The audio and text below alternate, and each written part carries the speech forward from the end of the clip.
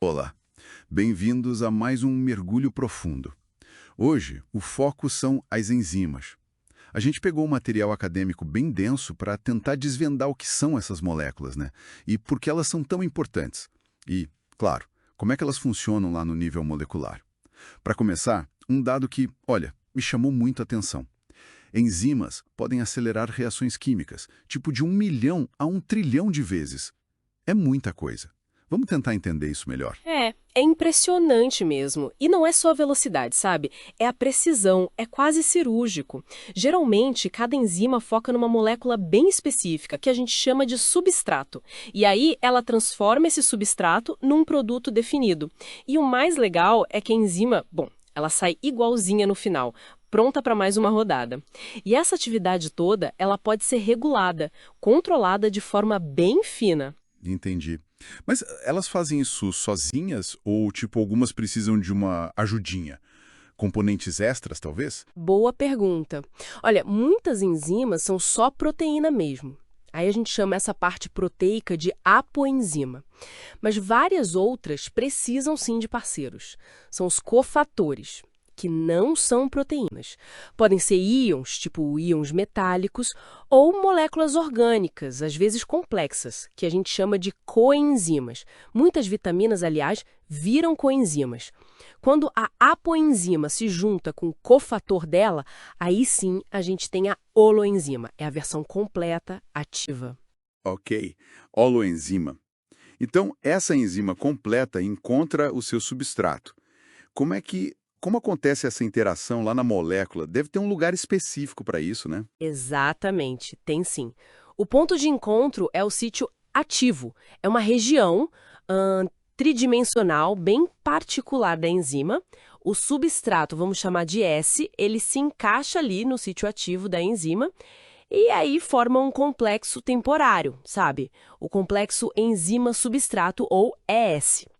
É dentro desse complexo que a mágica acontece. As ligações químicas lá no substrato são, digamos, reorganizadas e ele vira o produto, o P, que depois se solta, a enzima E fica livre de novo. A equação básica é E mais S forma ES, que depois vira E mais P. Certo, mas esse encaixe aí no sítio ativo, ele precisa ser perfeito? Tipo, uma chave exata numa fechadura? Ou tem alguma flexibilidade? Então, essa ideia da chave fechadura foi uma das primeiras. Sugeria um encaixe rígido, perfeito, mas hoje em dia o modelo mais aceito é o do encaixe induzido. Encaixe induzido, como assim? A ideia é que a chegada do substrato causa uma pequena mudança na forma da enzima. Meio que um ajuste fino, sabe? Isso otimiza o contato, melhora o encaixe e a própria catálise. É mais como um aperto de mão que se adapta, do que uma chave rígida.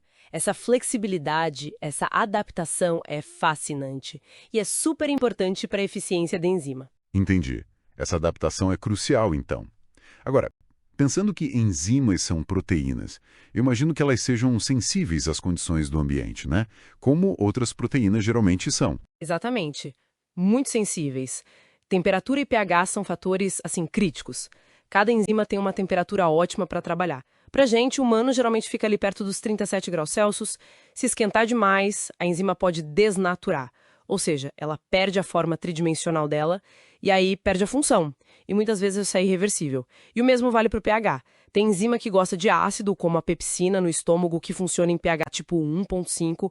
Outras, como a tripsina, lá no intestino, preferem um ambiente básico, pH 8 mais ou menos. Fora da faixa ideal de pH, a enzima também pode desnaturar. Perde a forma, perde a função. Certo. E a quantidade de material disponível, isso importa? Tipo, a concentração do substrato ou da própria enzima? Com certeza importa. Se você aumentar a quantidade de substrato, geralmente a reação fica mais rápida. Mas só até um certo ponto. Chega uma hora que todos os sítios ativos das enzimas que estão ali estão ocupados. É a saturação. Aí não adianta colocar mais substrato. A velocidade não aumenta mais. Atinge o máximo. Para aumentar essa velocidade máxima, aí sim você precisaria de mais enzima. Isso faz a gente pensar no controle, né? Se a velocidade depende desses fatores, existem formas de, sei lá, diminuir a atividade de propósito? Moléculas que atrapalham a enzima? Sim, existem. E isso é super importante para regular os processos no nosso corpo. E também para a medicina, claro. São os inibidores. Tem os reversíveis, que podem ser de dois tipos principais. Os competitivos, que, como o nome diz, competem com o substrato pelo mesmo lugar, o sítio ativo. E os não competitivos, que se ligam em outro lugar da enzima, mas acabam mudando a forma dela e atrapalhando a função do mesmo jeito.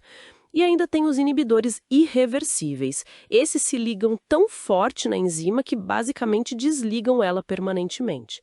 Muitos remédios que a gente usa são, na verdade, inibidores de enzimas específicas. Falando nisso de ligar em outro lugar, isso me lembra.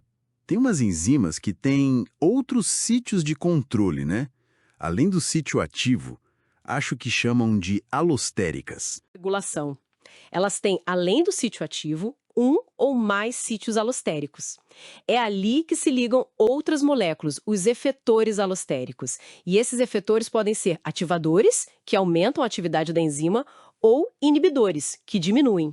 Isso permite um ajuste muito fino das vias metabólicas, respondendo às necessidades da célula naquele momento. Ah, e tem outra forma de controle também, os zimogênios. Zimogênios. São tipo precursores inativos das enzimas. Elas são produzidas assim, desligadas, e só são ativadas quando e onde são necessárias, geralmente por um corte na molécula. O pepsinogênio, que vira pepsina ativa lá no estômago, é um exemplo clássico disso. Uau, que mergulho intenso e fascinante. Então, para a gente recapitular. Enzimas são esses catalisadores de proteína super eficientes, super específicos, vitais para a vida. O funcionamento delas depende daquele encaixe no sítio ativo, que tem uma certa flexibilidade, né, o tal do encaixe induzido. São sensíveis à temperatura, ao pH, e a atividade pode ser regulada de várias formas: inibidores, efetores alostéricos, ativação de precursores como os zimogênios. No fim das contas, qual é a grande mensagem que fica disso tudo? Olha, a mensagem principal é que a dinâmica da vida como a gente conhece depende totalmente dessa rede complexa e superregulada de milhares de enzimas trabalhando juntas. Entender esses mecanismos em detalhe não é só fundamental para a biologia. Abre portas enormes para aplicações práticas. Remédios, biotecnologia. E isso levanta uma questão interessante para quem nos ouve refletir, né?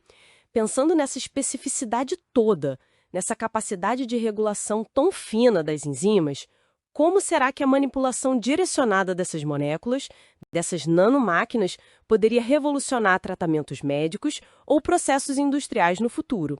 Fica aí a reflexão. O potencial parece realmente gigantesco.